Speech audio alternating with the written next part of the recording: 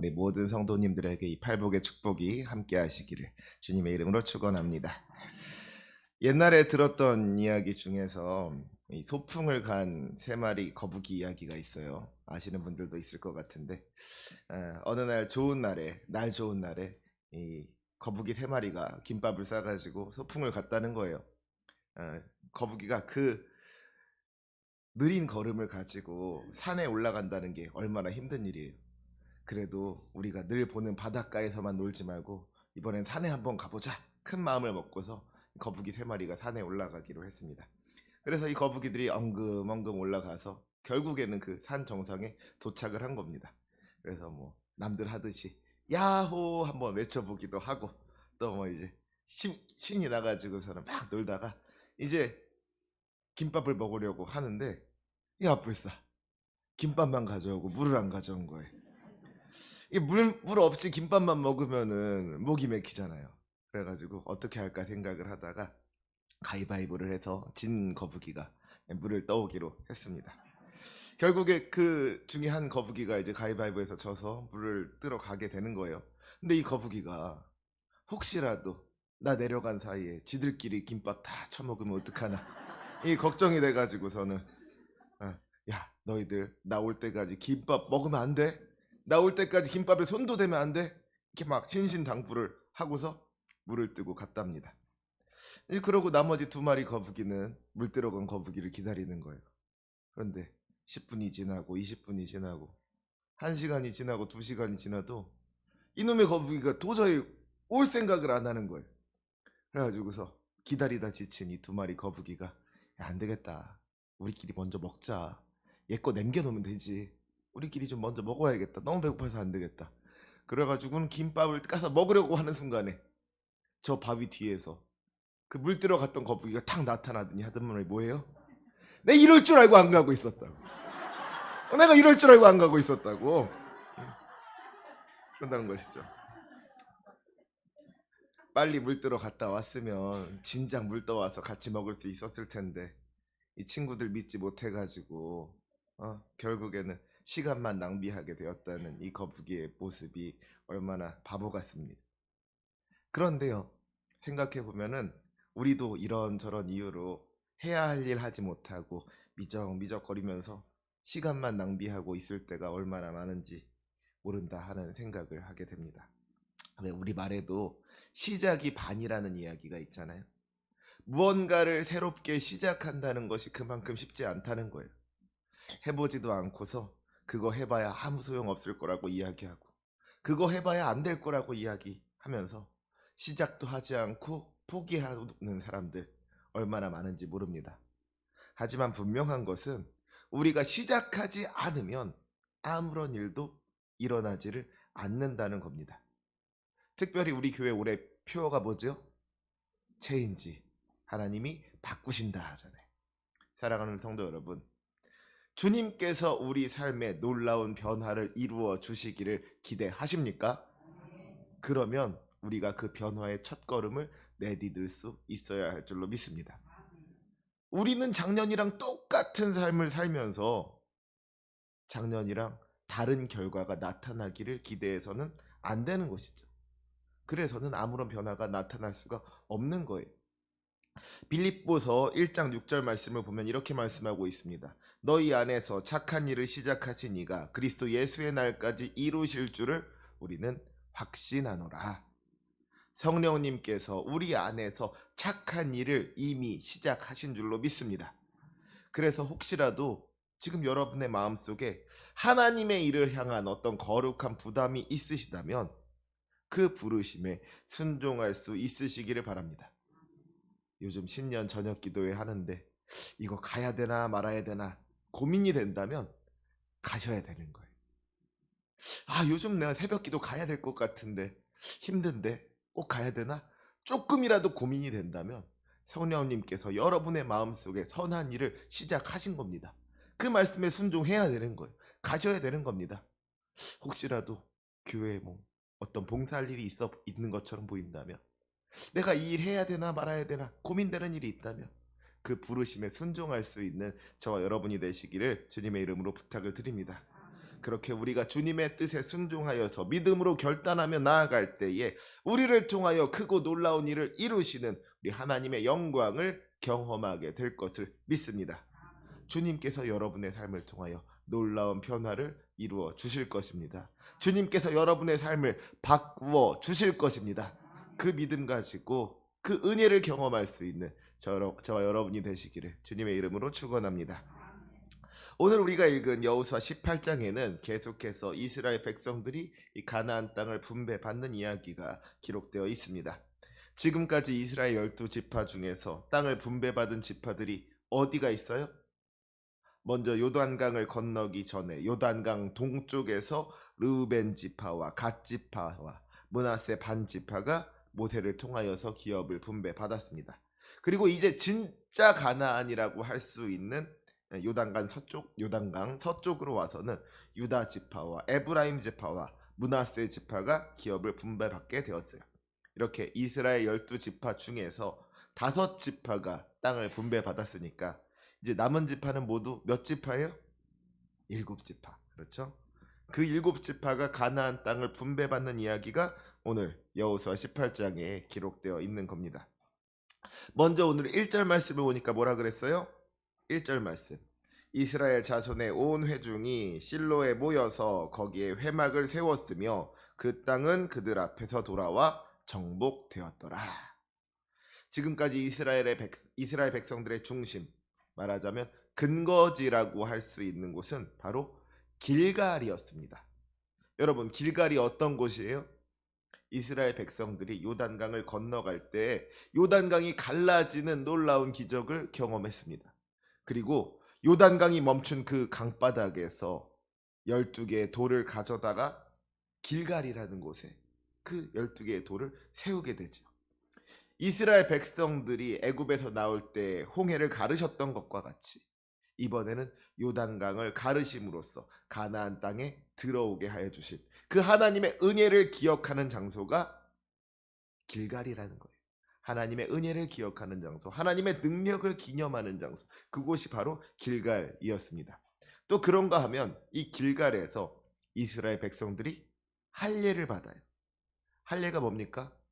하나님께 속한 언약 백성이 된다는 거잖아요. 이스라엘 백성들이 할례를 통하여서 하나님의 백성으로 다시 태어난 장소가 이 길갈이라는 거예요. 특별히 이 길갈이라는 말에는요, 굴러간다는 뜻이 있습니다. 뭐가 굴러가느냐? 이전의 수치가 굴러간다는 거예요. 여호수아 5장 9절의 말씀을 보면 이렇게 기록하고 있습니다. 여호수아 5장 9절 말씀.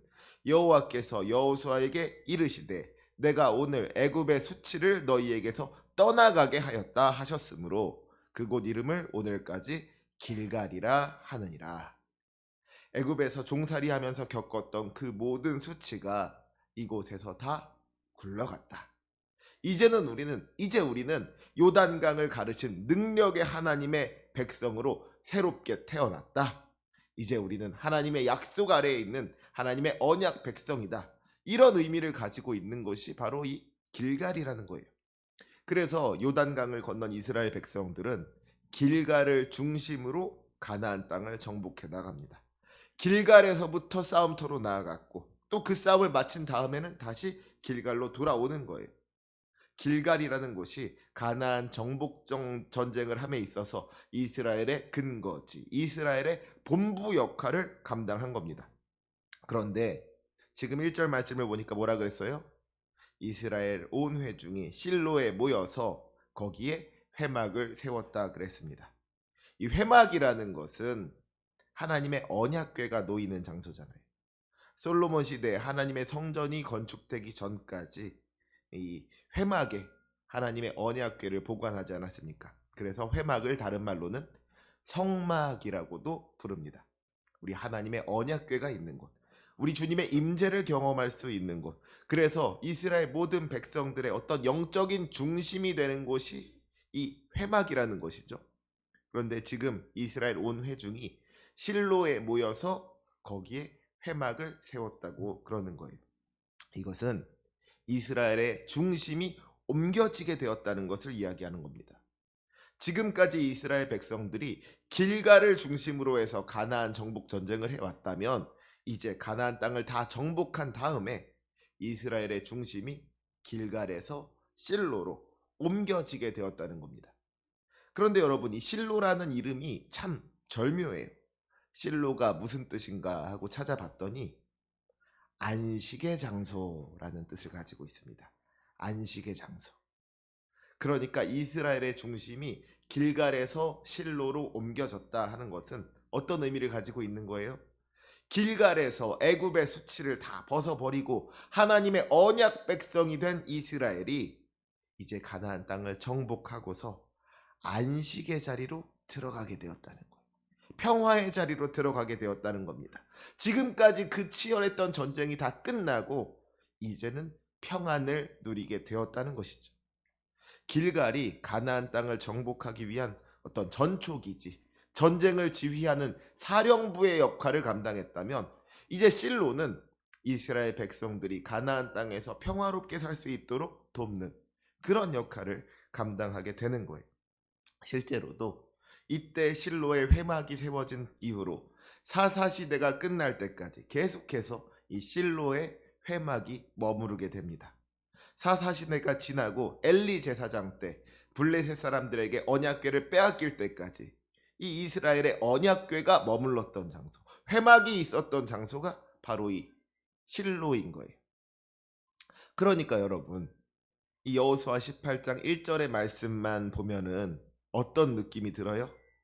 자, 이제 전쟁이 다 끝나고 우리에게 평화가 찾아왔구나. 이제 우리가 주님 안에서 안식을 누리면 되겠구나. 이렇게 생각할 수가 있다는 것이죠. 그런데 문제는 뭐예요?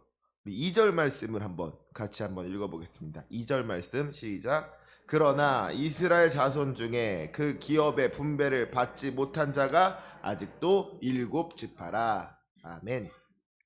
이스라엘 자손 중에 그 기업의 분배를 받지 못한 자가 아직도 7지파라 그랬습니다. 이게 무슨 이야기예요? 아직 가나안 땅의 분배가 다 끝나지 않았다는 겁니다. 이스라엘 12지파 가운데 5지파는 땅을 분배받았지만 나머지 7지파는 아직 땅을 분배받지 못한 거예요. 그런데 3절 말씀을 보면 참 이상한 말씀이 등장을 합니다. 우리 3절 말씀도 같이 읽어볼까요? 시작. 여호수아가 이스라엘 자손에게 이르되 너희가 너희 조상의 하나님 여호와께서 너희에게 주신 땅을 점령하러 가기를 어느 때까지 지체하겠느냐. 이 말씀이요, 모르는 사람이 보면은 이상하다고 생각할 만한 이야기인 거예요. 지금 이스라엘 12지파 중에서 5지파는 땅을 분배받았고 7지파는 땅을 분배받지 못했단 말이에요. 그러면 우리 상식으로는 어떤 일이 일어나야 됩니까? 땅을 분배받지 못한 지파들이 왜 우리한테는 땅을 안 주냐고, 빨리 우리한테도 땅을 달라고, 우리한테도 땅을 분배해 달라고, 왜 저 5지파한테만 땅을 주고 우리한테는 땅을 안 주냐고 막 따져야 된단 말이에요. 그게 맞는 말이잖아요. 그런데 오늘 말씀을 보니까 뭐라 그러고 있어요? 땅을 분배받지 못한 7지파가 여호수아에게 가서 땅을 분배해 달라고 한 것이 아니라 오히려 이 여호수아가 7지파한테 가가지고서는 따지고 있는 거예요. 너희가 너희 조상의 하나님 여호와께서 너희에게 주신 땅을 점령하러 가기를 어느 때까지 지체하겠느냐. 지금 여호수아가 이 7지파를 책망하고 있는 겁니다. 왜 그렇습니까? 다시 한번 이야기하지만 이것은 이 가나안 땅을 분배한다는 것이 모든 전쟁을 다 마치고 나서 전리품을 나누는 성격의 것이 아니었다는 것을 의미하고 있는 거예요. 지난 시간에 계속해서 말씀드렸지만 가나안 땅을 분배받는다는 것은요, 그저 전리품을 나누는 것이 아니라 오히려 전쟁터를 나누는 거였어요. 땅을 분배받았으면 이제 그곳으로 가서 그 땅을 정복해야 했다는 것이죠. 그냥 빈 땅에다 깃발 꼽고서 여기가 내 땅이라고 하면 되는 게 아니라, 그냥 거기 가서 살기만 하면 되는 것이 아니라 그곳에 있는 이방 민족들을 쫓아내고 그들과 싸워 이기고 그 땅을 하나님의 땅으로, 이스라엘의 땅으로 만들어야 했다는 겁니다. 이스라엘이 가나안 땅을 나눌 때 제일 먼저 갈렙이 여호수아를 찾아와서 뭐라 그래요? 이 산지를 지금 내게 주소서. 이 산지를 지금 내게 주소서 그러잖아요. 이 갈렙의 말이 의미하는 게 지금까지 내가 수고하고 애쓰지 않았습니까? 지금까지 내가 이스라엘을 위하여 많은 공로를 쌓지 않았습니까? 그러니까 내가 원하는 땅을 나에게 주세요. 이 좋은 땅 나에게 주세요. 그런 게 아니었다고요. 갈렙이 그러잖아요. 오늘 내가 85세로 돼 모세가 나를 보내던 날과 같이 오늘도 내가 여전히 강건하니 내 힘이 그때나 지금이나 같아서 싸움에나 출입에 감당할 수 있으니 그날의 여호와께서 말씀하신 이 산지를 지금 내게 주소서. 지금 막 갈렙이 어필하잖아요. 나 아직 힘이 있습니다. 나 싸울 수 있습니다. 그러니까 나를 보내주세요. 이 땅을 나에게 주세요. 그래서 여기서 땅을 달라는 것은 이 땅을 나에게 맡겨달라는 거예요. 내게 아직 힘이 있습니다. 내가 아직도 싸울 수 있습니다. 그러니 이 산지를 지금 내게 주소서. 이 땅을 내게 주시면 내가 그 땅을 정복하겠습니다. 내가 그 땅을 차지하겠습니다. 주님께서 맡겨주신 사명의 자리로 나아가고자 하는 그런 믿음과 용기와 열정이 갈렙에게 있었다는 거예요. 지금까지 땅을 분배받은 유다 지파와 에브라임 지파와 므낫세 지파도 사실은 다 그와 같았던 것이죠. 땅을 분배받으면 그곳으로 나가서 그곳에 거주하고 있는 가나안 백성들을 쫓아내야 되는 겁니다. 자기에게 주어진 싸움을 감당해서 그 땅을 정복해야 했다는 거예요. 그러니까 지금 아직까지 땅을 분배받지 못한 이 일곱 지파는요, 엄밀히 말해서 그 기업의 분배를 받지 못한 게 아니에요. 이들이 그 기업의 분배를 받지 못한 것이 아니라 이들이 그 기업의 분배를 받지 않은 겁니다. 누가 이 사람들한테 땅 주지 않겠다 그런 사람 아무도 없어요. 어서 와서 제비를 뽑아라. 이 제비를 뽑고 너희에게 주어진 땅으로 나아가라. 가서 정복해라. 여호수아는 이 일곱 지파가 와서 제비를 뽑기만을 기다리고 있는데 이 사람들이 와서 제비를 뽑지 않고 미적미적거리고 있는 겁니다. 지체하고 있는 거예요. 하나님께서 그들에게 주신 땅을 점령하러 가기를 미루고 있더라는 거예요. 왜 그렇겠습니까? 뭐 여러 가지 이유가 있을 수 있겠지만 결국 가장 큰 이유는 이들이 전쟁터로 나가기를 두려워한 겁니다. 자기에게 주어진 그 사명의 자리로 나아가는 것이 무서웠던 거예요. 지금까지 이스라엘 온 백성이 하나가 돼서 한 마음 한 뜻으로 싸울 때는 그 싸움을 감당하는 것이 어렵지 않았는데 이제 12지파가 나누어져 가지고 각자가 자기에게 주어진 땅으로 가서 자기에게 주어진 싸움을 감당해야 한다고 하니까 우리 지파만의 싸움을 감당해야 하니까 이게 좀 두려운 것이죠. 생각해 보니까 이게 만만하지가 않은 거예요. 땅을 분배받으면 거기 가서 싸워야 되니까 땅을 분배받지 않고 있더라는 겁니다. 어쩌면 그랬을지도 모르겠어요. 야, 니네 지파 먼저 뽑아. 아니야, 니네 지파 먼저 뽑아. 서로 니네 지파가 먼저 제비를 뽑으라고. 네가 먼저 땅을 분배받으라고. 그래서 네가 먼저 싸움터로 나가라고. 그렇게 서로에게 짐을 떠넘기고 있었을지도 모르겠다는 그런 생각을 해봅니다. 결국에 이 사람들을 가만히 뒀다가는 이게 뭐 되지를 않겠다. 아무리 지나도 진전이 없겠다. 이렇게 세워라 내워라 시간만 지나가겠다 하고 생각한 여호수아가 하는 말이 너희가 어느 때까지 지체하겠느냐 였습니다. 이 사람들이 와서 제비를 뽑기를, 이 사람들이 와서 땅을 분배받기를 기다리던 여호수아가 이제는 더 이상 기다리지를 못하는 거예요. 그리고 이제 여호수아가 주도적으로 땅을 분배해 주기를 시작합니다. 이스라엘의 지도자로서 여호수아가 말하자면 교통정리를 하는 거예요. 그 방법이 참 지혜롭죠. 여러분, 두 사람이 케이크를 나누는 가장 공정한 방법이 뭔지 다들 아시죠? 한 명이 케이크를 자르고 다른 한 명이 그 중에서 뭘 먹을지 결정하면 된다 그래요. 그러면 둘 중에 아무도 불평을 할 수가 없는 것이죠. 지금 여호수아가 땅을 분배하는 모습이 그것과 비슷합니다. 먼저 여호수아가 이 일곱 지파에게 명령하기를 각 지파에서 세 사람씩을 선정해서 데리고 오라고 합니다. 각 지파의 대표를 불러 모은 거예요. 그리고 그 사람들로 하여금 온 땅을 두루 다니며 그들이 받아야 할 땅을 그려가지고 돌아오도록 합니다. 여기서 중요한 것은 두루 다닌다는 거예요. 그저 지도를 그리는 것만이 중요한 것이 아니라 그렇게 온 땅을 두루 다니면서 그들이 그 눈으로 직접 그 땅을 보고서 이 땅이 좋은 땅인지 나쁜 땅인지 그 땅을 한번 살펴보게 했다는 것이죠. 그리고 그렇게 땅을 다 보고 난 다음에 어떻게 하느냐. 우리 6절 말씀 한번 보시기 바랍니다. 6절 시작.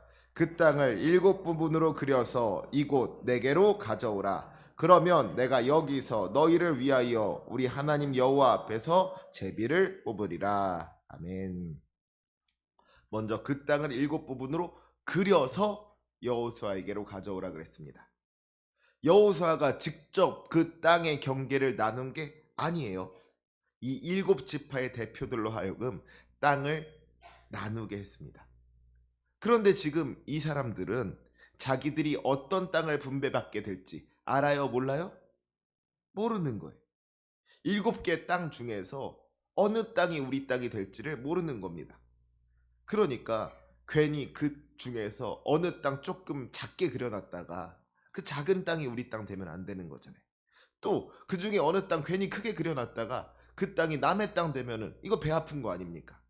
그러니까 이제 여기에 모인 각 지파의 대표들이 정말 머리를 짜매가지고 최대한 공정하게 7개로 땅을 나누는 거예요.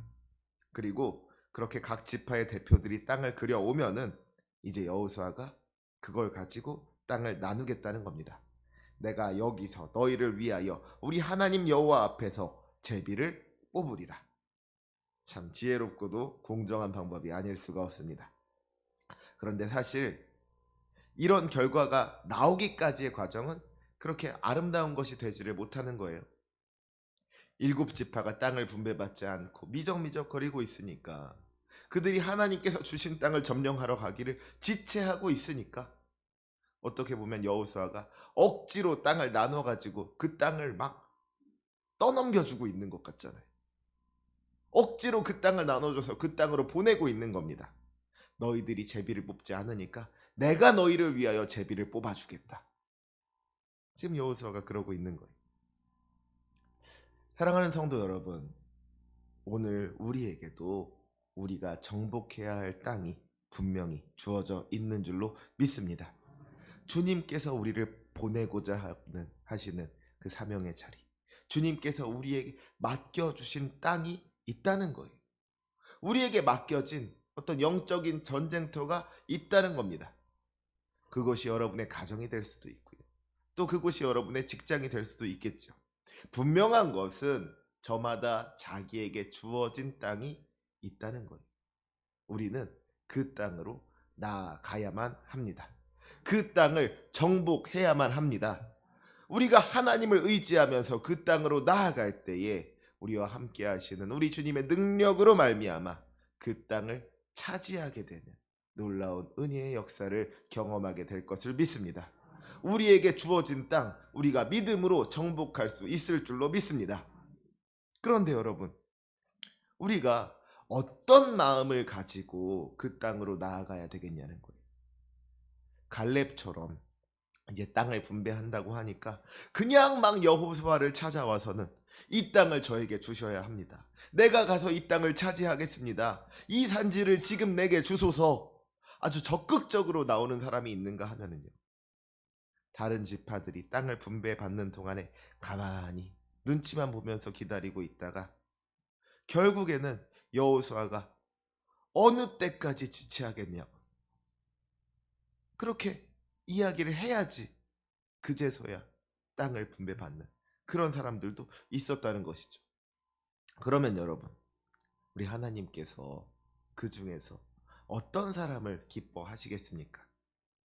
하나님께서 주시고자 하는 땅을 사모하는 사람, 조금이라도 빨리 그 땅으로 가서 조금이라도 빨리 그 땅을 정복하고 싶어서 어서 빨리 나에게 땅을 분배해 달라고 열정적인 마음으로 도전하는 그런 갈렙과 같은 사람을 우리 주님께서 기뻐하시지 않으시겠습니까? 네가 먼저 제비 뽑으라고, 나는 나중에 남는 땅 받아도 된다고 막 서로 미루다가 어느 때까지 지체하겠느냐고 여호수아에게 책망을 받고 결국에는 여호수아가 제비를 뽑아 주니까 그제서야 싸우러 나가는 이 일곱 지파와 같은 사람을 우리 주님께서 기뻐하시겠냐는 거예요. 답은 분명한 것이죠. 우리 안에 열정이 있어야 할 줄로 믿습니다. 우리가 도전하는 마음으로 나아가야 할 줄로 믿습니다. 담대한 마음으로 나아갈 때 주님께서 그 발걸음을 기뻐하시고 우리에게 승리를 허락하여 주실 줄로 믿습니다. 우리가 다른 건 몰라도 주님의 일을 할 때만큼은 우리 안에 열정이 있었으면 좋겠어요. 주님의 일을 할 때는 우리가 좀 더 적극적일 수 있었으면 좋겠습니다. 우리가 이 세상 일을 하는 동안에는 때로 양보하는 게 좋을 수도 있어요. 나는 괜찮으니까 너희들 먼저 하고 싶은 거 해라. 나는 나중에 남는 거 할 테니까 너희들이 먼저 갖고 싶은 거 골라라. 이게 온유한 것일 수도 있고 겸손한 것일 수도 있고 이 세상을 사는 동안에는 어떤 아름다운 일일 수도 있는 거지만 우리가 하나님의 일을 할 때만큼은 그래서는 안 된다는 거. 다른 사람들 뭐 하나 가만히 지켜보고서는 나는 나중에 남는 거 하겠다고 그래서는 안 된다는 거예요. 하나님 나에게 이 일을 맡겨 주시옵소서. 하나님 내가 이 일을 감당하기를 원합니다. 하나님 나를 사용하여 주시옵소서. 우리가 주님의 일을 감당할 때만큼은 정말로 적극적으로 그 사명의 자리로 나아갈 수 있기를 원합니다. 왜 지체하고 있습니까? 왜 미루고 있습니까? 이제 우리에게 반드시 승리할 수 있다는 믿음의 확신이 있다면 지체할 수가 없는 겁니다. 빨리 가서 승리해야죠. 빨리 가서 그 땅을 차지해야죠. 그런데 우리 안에 이길 수 있다는 확신이 없으니까 혹시라도 지게 될까봐 싸우러 가지를 못하고 있는 건 아닙니까? 사랑하는 우리 성도 여러분, 이 시간 우리에게 주어진 그 선한 싸움을 시작할 수 있으시기 바랍니다. 이 땅은 주님께서 우리에게 주신 땅입니다. 이 싸움은 주님께서 하시는 싸움입니다. 우리가 믿음 가지고 나아가기만 하면 주님께서 승리하게 해 주실 줄로 믿습니다. 우리가 주님께서 하실 일들을 기대하는 마음 가지고 담대하게 주님 주신 땅으로 나아가야 된다는 것. 그때에 우리를 통하여 역사하시는 우리 주님의 크신 능력을 경험하게 될 줄로 믿습니다. 저희 아들한테는요, 손톱을 물어뜯는 버릇이 있어요. 이게 손톱을 자꾸 물어뜯으면은 손톱이 짧아지거든요. 근데 얘가 손톱을 얼마나 물어뜯었는지 손톱이 짧아져서는 이제는 다른 사람들 손톱 반밖에 안 돼요. 그렇게 손톱이 막 짧아졌어. 이게 막 보기에도 좋지가 않고요. 또 이게 위생적으로도 좋지를 않으니까 제발 좀 손톱 좀 그만 물어뜯으라고 막 달래도 보고 혼내도 보고 그러는데 얘가 그 버릇을 못 고치더라고요. 아무튼 그러다가 이번에 무슨 병균이 잘못 들어갔는지 손톱 하나에 말하자면 손톱 무좀 같은 게 걸려가지고 손톱이 까맣게 변색이 되면서 썩어 들어가는 일이 있었습니다. 손톱이 썩은 거예요. 그래서 이제 병원에 갔더니 병원에서 하는 말이 이거 그냥은 못 고친다고, 약 발라서 되는 게 아니라고, 이 손톱을 뽑아버려야 된다 그러는 거예요. 그런데 의사 선생님 하시는 말씀이 이 손톱 뽑아버리면, 손톱 뽑아내면 한 석 달 정도 지나면 또 예쁜 손톱이, 새 손톱이 돋아나게 될 거라고 그렇게 이야기를 하시더라고요. 그래서 제가 아들한테 그랬어요. 야, 너 어차피 이 손톱 고쳐야 될 텐데 이 손톱 뽑고 나서 석 달 정도 있어야지 새로운 손톱이 생겨나게 된다면 하루라도 빨리 손톱 뽑아야 되지 않겠냐.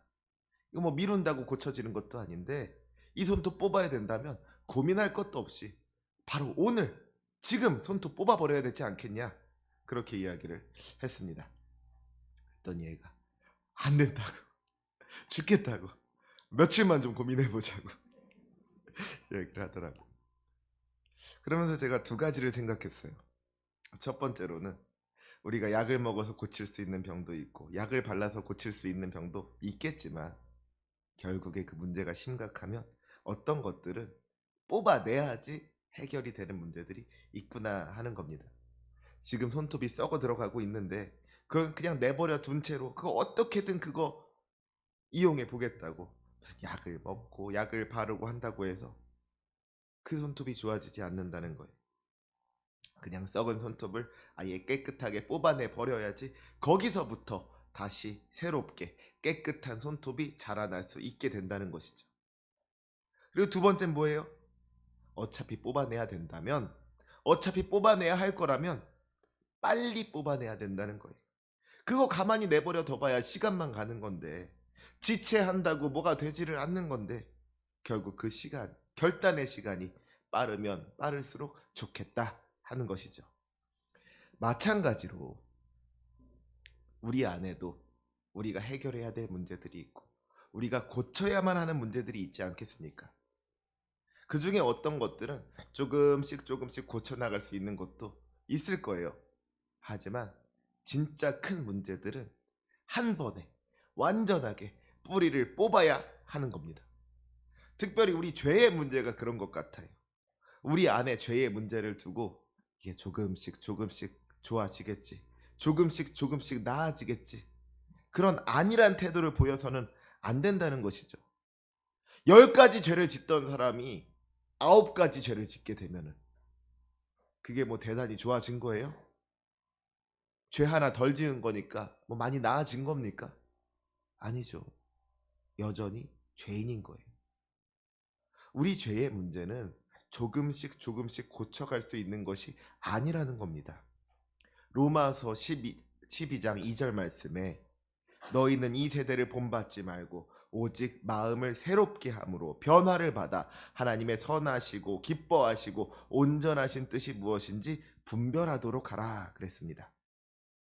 조금씩 이 세대로부터 멀어지는 것으로는 부족한 거예요. 우리의 마음을 완전히 새롭게 해야 하는 겁니다. 변화를 받아야 된다는 거예요. 우리 주 예수 그리스도의 보혈의 능력으로 우리 안에 있는 죄의 뿌리를 깨끗하게 뽑아낼 때에 우리가 변화되어 새 사람이 될 수 있는 줄로 믿습니다. 우리 주님의 십자가 은혜로 말미암아 우리가 정결하고 거룩한 하나님의 백성으로 거듭날 수 있게 되는 줄로 믿습니다. 특별히 2023년도 새해를 맞이하면서 우리 안에 이 죄의 쓴 뿌리를 뽑아낼 수 있는 저와 여러분이 되시기를 원합니다. 여러분, 언제까지 지체하시겠습니까? 다른 건 몰라도 회개를 미뤄서는 안 되는 거예요. 우리 안에 이 더러운 죄의 뿌리를 뽑아내고 성령으로 옷 입는 것을 나중으로 미뤄서는 안 되는 겁니다. 바로 오늘이, 바로 지금이 회개해야 될 때이고 회개해야 될 날인 줄로 믿습니다. 바로 지금이 우리 주님을 붙잡아야 될 때라는 거예요. 오늘 할 일 내일로 미루지 마시고 지체하지 마시고 지금 이 시간 우리 주님 붙잡고 회개하고 주님께로 나아갈 수 있기를 원합니다. 바로 오늘 바로 이 시간 주님의 은혜로 새롭게 될 수 있기를 원합니다. 그로 말미암아 주님께서 역사하시는 그 놀라운 성령의 능력으로 말미암아 주님께서 바꾸신다. 하나님이 바꾸신다. 그 놀라운 변화를 경험하는 저와 여러분이 되시기를 주님의 이름으로 축원합니다. 아멘. 기도하시겠습니다. 사랑이 많으신 하나님 아버지, 우리를 사랑하사 십자가의 은혜를 허락하시고 날마다 은혜 베푸시는 주님께 감사와 영광을 올려드립니다. 주님, 연약하고 부족하여 온전히 주님의 말씀에 순종하지 못하고 자꾸만 지체하는 우리들의 모습을 고백합니다. 우리의 믿음 없음을 용서하여 주시고 성령의 능력을 부어주사 담대한 마음을 허락하여 주옵소서. 주님의 인도하심 따라 우리에게 주어진 사명의 자리로 나아갈 때에 주님께서 주시는 참된 승리를 맛보게 될 줄로 믿사오니 지체하지 아니하고 미루지 아니하고 오직 부르심에 순종하는 믿음으로 주님께서 주시는 풍성한 은혜를 경험하게 하여 주옵소서. 또한 주님, 우리가 회개의 자리로 나아갈 수 있기를 원합니다. 혹시라도 아직까지 해결하지 못한 죄의 문제가 있다면 미루지 아니하고 바로 지금 그 모든 죄의 쓴뿌리를 뽑아낼 수 있기를 원하옵나니 십자가 보혈의 은혜로 새롭게 하여 주시옵고 거룩하고 정결한 주님의 백성 되게 하여 주옵소서. 우리 삶에 놀라운 변화를 이루실 주님을 기대하며 감사하며 예수님의 이름으로 기도합니다. 아멘.